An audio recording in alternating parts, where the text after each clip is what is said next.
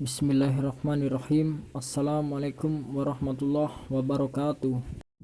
Sebelumnya perkenalkan, nama saya Ulin Niam, NIM 202111255, kelas HES 2G, Fakultas Syariah Hukum Ekonomi Syariah YIN Surakarta.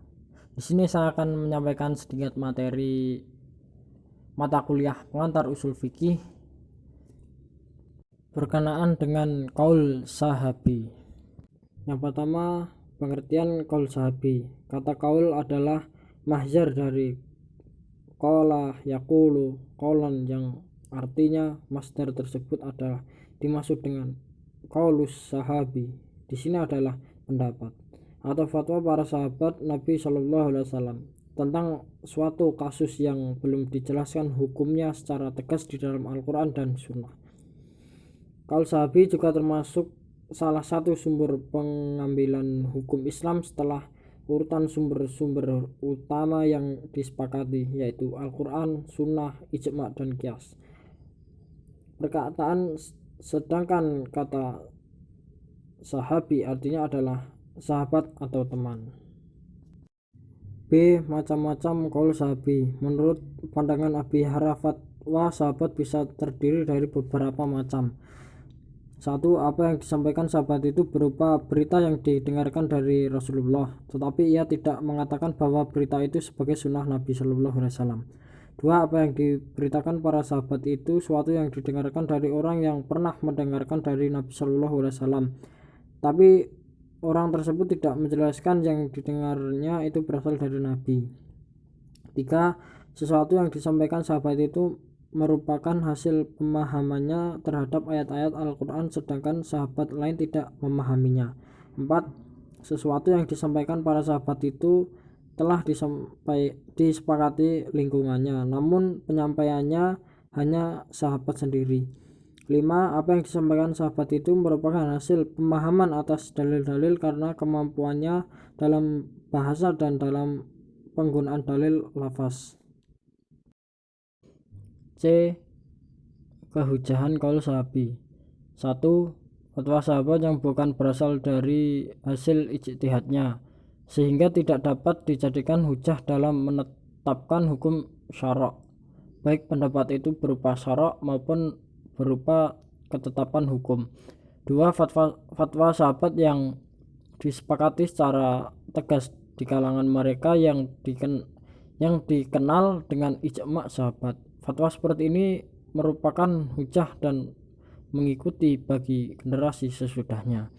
3. Fatwa sahabat secara individu tidak mengikat sahabat lain. Oleh sebab itu, tidak jarang para mujtahid di kalangan sahabat berbeda pendapat dalam suatu mujadalah.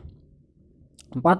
Fatwa sahabat secara individu yang berasal dari hasil ijtihad dan tidak terdapat kesepakatan sahabat tentangnya. D. Kedudukan qaul sahabi. Mengenai pendapat sahabat terhadap orang-orang sesudah sahabat dapat diperincikan sebagai berikut. 1. Pendapat sahabat dalam hal yang tidak ditanggapi oleh akal fikir. Pendapat semacam ini menjadi hujah terhadap kaum muslimin karena yang dikatakannya tidak berasal dari Nabi. 2. Pendapat sahabat yang tidak disalahi oleh sahabat lain.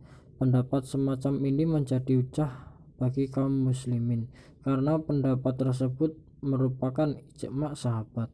3. Pendapat sahabat itu hasil dari ijtihad sendiri, sedangkan di antara sahabat ada yang tidak sepakat dengan pendapat itu. Pendapat sahabat seperti inilah yang diperselisihkan kehujahannya di kalangan ulama. Dan yang terakhir adalah beberapa contoh fatwa sahabat. Fatwa sahabat yang pertama, fatwa Aisyah yang dijelaskan batas maksimal kehamilan seorang wanita adalah 2 tahun. Melalui ungkapannya, anak tidak berada di dalam perut ibunya lebih dari 2 tahun. 2. Fatwa Anas bin Malik yang menerangkan tentang minimal haid wanita yaitu 3 hari. Yang terakhir, fatwa Umar bin Khattab tentang laki-laki yang menikah wanita dalam masa iddah harus dipisahkan dan diharamkan baginya untuk menikah wanita tersebut untuk selamanya. Terima kasih.